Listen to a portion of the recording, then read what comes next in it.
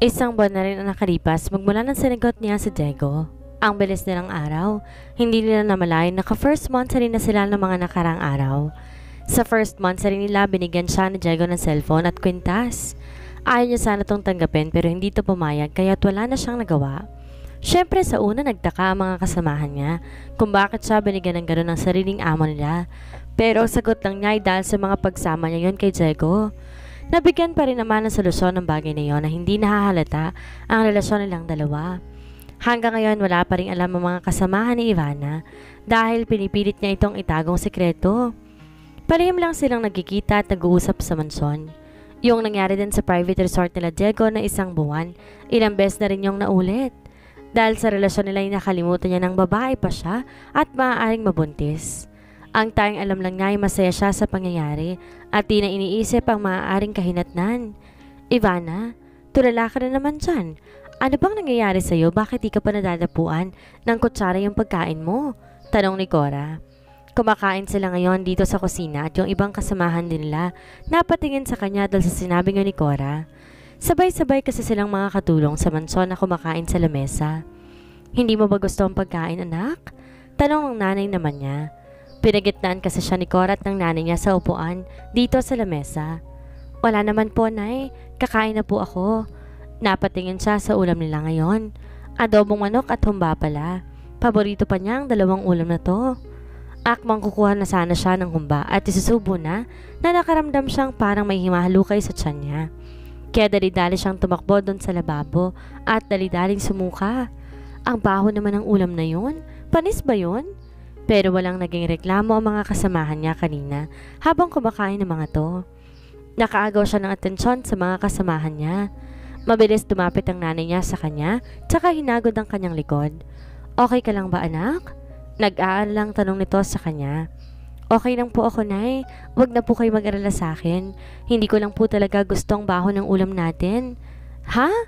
Okay lang naman yun ah. Masarap pa nga at sobrang mabango. Hindi ko po alam, Nay, pero hindi ko po talaga gusto ang baho nun. Matapat namang sagot niya.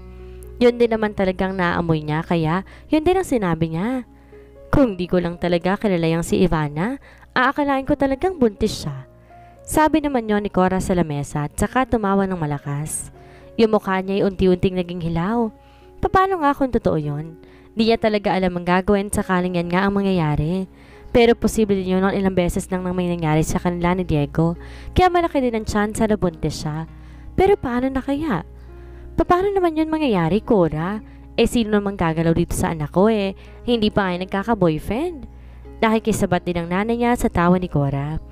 Baka palihim na naglalandi ang anak ninyo, Manang Emilia. Malay natin. Naging tahimik ang tawanan nang marinig ang sinabi nga ni Fiona. Uy, ano ka ba dyan, Fiona? Hindi ganyang babae si Ivana. Mabait na bata yan, saka nasisigurado ko. Uunahin niyang pag-aaral bago ang mga yan. Sabi ni naman ng Leila mula sa lamesa. Baka lang naman. Marami kasi sa mga classmate ko akala ko mabait at tahimik. Yun pala sila yung nauunang nabubuntis. Palibasa walang mga experience pagdating sa tukso. Ayan tuloy madaling mabiktima. Hindi niya alam kung naaasar ba si Fiona sa kanya o hindi. Pero iba ang tama ng mga salitang binibitawan nito sa kanya. Pero sa kabilang banda, maaaring tama nga ito. Nakipagrelasyon siya sa mismong amo nila ng patago. Di man siya matatawag na direktang malandi, pero parang ganun na rin yun. Hindi naman ako ganon. Pagtatanggol niya pa sa sarili. Yun din ang sabi ng classmate kong babae. Most behaved pa pero after 1 week pala buntis na. Si Fiona. Di naman ganyan ang anak ko, Fiona. Alam niya ang kanyang limitasyon sa sarili. Mabait siya at masunurin. Diba tama ako, anak? Ang nanay niya. Hinay-hinay siyang tumango dito. Naguguluhan siya sa sarili. Hindi ba talaga siya ganon? Nandito si Diego sa kwarto niya ngayon. Nakaharap sa laptop niya nang biglang mag-ring ang cellphone niya. He picked up the phone at saka tinanaw kung sino iyon. It was his dad kaya't mabilis naman niyang sinagot ang tawag. Diego? Hello, Dad? His dad. Hello, son. I have to tell you something. Diego. Go on. Spill it, Dad. His dad. I think I've already given you enough time to enjoy your bachelor life, so I assume that you already do what you wanted to do while being away from our businesses. Diego. What do you mean, Dad? His dad. I'm going to retire and let you take over our family business. We already talked about this, right? Diego. But Dad, his dad. No more buts, son. You need to come here in Italy as soon as possible. Diego. But I'm not yet ready for now. What if my girlfriend won't come with me on Italy? I can't focus on our business, Dad, without her. So please give me more time. I just need to convince her more. His family already knows about his girlfriend and I don't have any problem with her, but seeing ang Ivana, batid niyang hindi pa talaga nito kayang iwan ng pamilya niya at ang Pinas. Pero ayaw niya ring malayo sa dalaga. He would not let it happen. His dad. Son, naintindihan kita, but you should understand me. As well, matanda na ako and I'm already tired managing our business. Kaya't sana pagbigyan mo muna ako. Pinangarap ko na talagang makayalaya sa mga negosyo natin. Sana naiintindihan mo rin si Ivana, anak.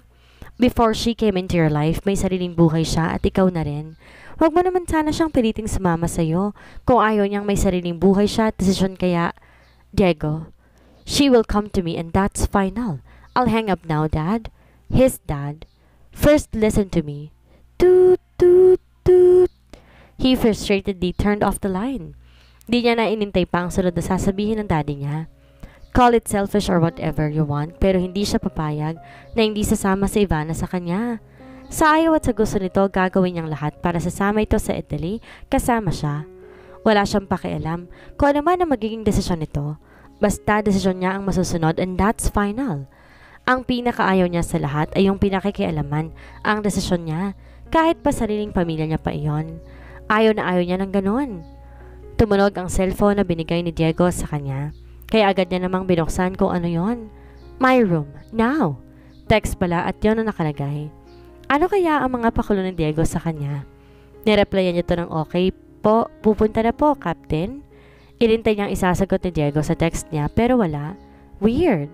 Nasanay kasi siyang hindi to nabubusuan ng text niya, kaya't medyo nawiwirdohan siya. Pero baka may ginagawa siguro o baka tinatamad mag-reply, pero basta, pupuntahan na lang niya ang lalaki. Agad niya namang tinungo ang kwarto nito at sa kalawang palapag ng mansyon. Mabuti na lang talaga at maswerte siyang walang tao roon, kaya mabilis niyang binuksan ang pinto ng kwarto at saka dali-daling pumasok. Sumalubong sa kanya ang seryosong mukha ni Diego. Sa klase ng mukha nito ngayon, halatang wala ito sa mood. Ano bang meron? Nasasanay kasi siya na sa tuwing nagkikita sila, sasalubong na sa kanya ang masiglang mukha nito, tsaka sasabi ng, "Hi babe." Weird talaga si Diego ngayon. Diego, okay ka lang ba? Naging tanong niya rito. Pero nakatingin lang to sa kanya habang ganun pa rin ang mukha. Uy, ano ba meron sa ugali mo ngayon? Ulit niyang tanong dito. Pero wala pa rin talaga. Seryoso pa rin tong nakatingin sa kanya. Ano ba yan? Kala ko pa naman ano nang pinunta mo lang dito. Wala naman pala sa Diego eh. Napakamata lang siya sa ulo. Aalis na lang ako. Pack your things now, Ivana. Pagpipigil nito sa kanya. Ha? Pupunta tayo ng Italy bukas, kaya mag-impake ka na ngayon. Ano bang ibig sabihin to? Ha?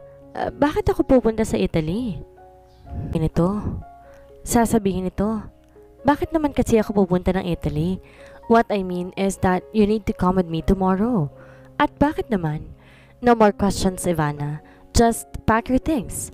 Nakaplano na sa isip kong lahat. Ha? Naguguluhan ako sa iyo, Diego. Nagsimula na talaga siyang magtaka sa asal nito. Di ba nasabi ko sa iyo noon na hindi na ako magtatagal pa sa Pinas? I'm just enjoying my life while I'm still away from our business.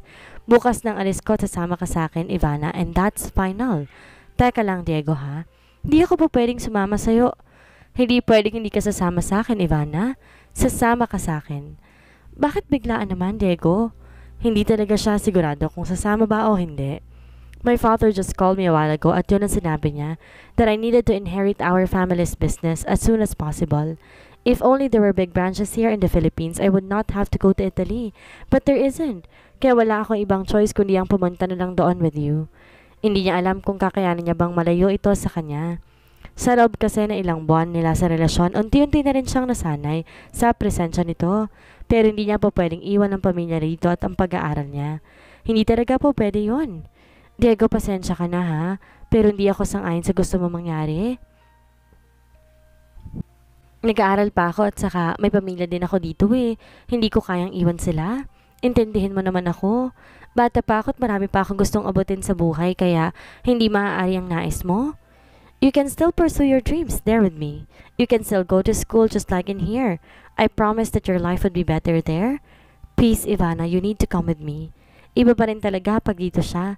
Ang sasama sa kanya, ibig sabihin magiging bagong takbo na rin ang buhay niya. Panibagong lugar, panibagong mga tao. Diego, hindi talaga pwede. Pasensya na.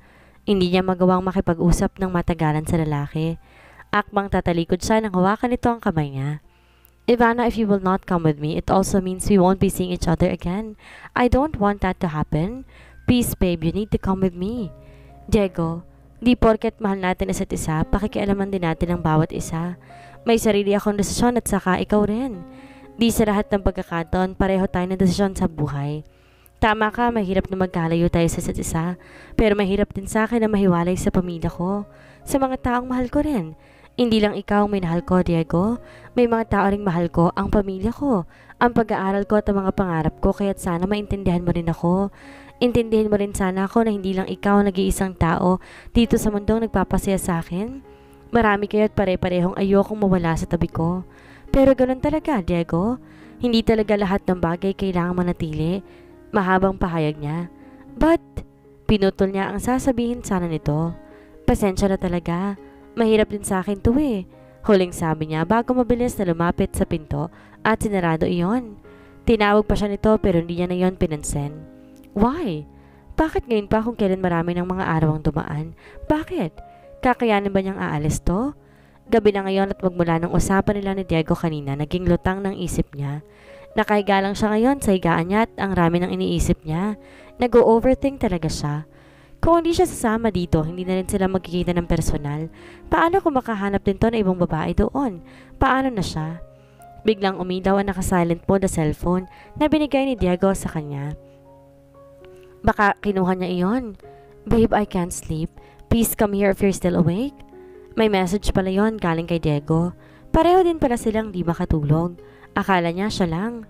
Agad siyang bumangon mula sa pagkakahiga. Mahimbing parang natutulog ang mga kasamahan niya sa silid. Mabuti yon para hindi nila mapansin pang pag-alis niya sa kanilang silid. Agad niya namang tinungo ang kwarto ni Diego at saka kinatok ito. Makraan lang din naman ng ilang segundo, pinagbuksan din siya ni Diego ng pinto. Bumungad sa kanya ang napakagwapong mukha nito. But sad to say, aalis na pala ito bukas. Nagtitigan muna sila sa isa't isa ng ilang minuto lang tahimik lang na para bang yung mata lang nilang siyang nag-uusap. Mamimiss niya talaga ito. Hindi niya na napigilan ang sarili at mabilis siyang lumapit dito, tsaka kinandado niyang dalawang kamay niya sa katawan nito na para bang pinipigilan niya tong umalis. Pero hindi talaga pwede. May kanya-kanya rin silang buhay. Napansin na lang din niyang niyakap din pala siya nito pabalik habang sinimot-simot ang buhok niya. Parang gusto niya na tuloy sumama rito dahil sa yakapan nilang dalawa. Pero alam din naman niya sa sarili, hindi talaga maaaring mangyari yon. Diego, mamimiss talaga kita. Malungkot na sabi niya habang yakap to na mahigpit. Sumama ka na lang kasi, sagot naman ito. Di talaga pwede, Diego eh. Di pa rin ako hanggang ngayon payag na hindi ka sasama sa akin. Hindi kita iiwan dito, Ivana. Gagawin kong lahat, sumama ka lang sa akin. Pinutol niya ang sasabihin sana nito. Huwag muna natin yung pag-usapan. Tumigil siya ng konti. Kalimutan muna natin ang bagay na yan sa ngayon. Let's just act na hindi yun mangyayari. Na hindi ka aalis, please. I just want to be with you tonight, Diego. Ito ang unang nagbitaw sa yakapan nila. Tsaka tumingin to sa kanya. Okay, kalimutan muna natin ang bagay na yon. Hindi niya na napigil ang sarili. Hinawakan niya ang kwelo ng damit nito at saka niya to hinulikan sa labi. Siya na ang gumawa ng first move. Hindi na pwedeng si Diego na lang palagi dahil aalis na to bukas. Alam niya sa sarili ito na ang magiging huling beses na mahahalikan niya ito. Sa una naramdaman niyang natigilan ang lalaki pero unti-unti din tong tumugon sa halik niya.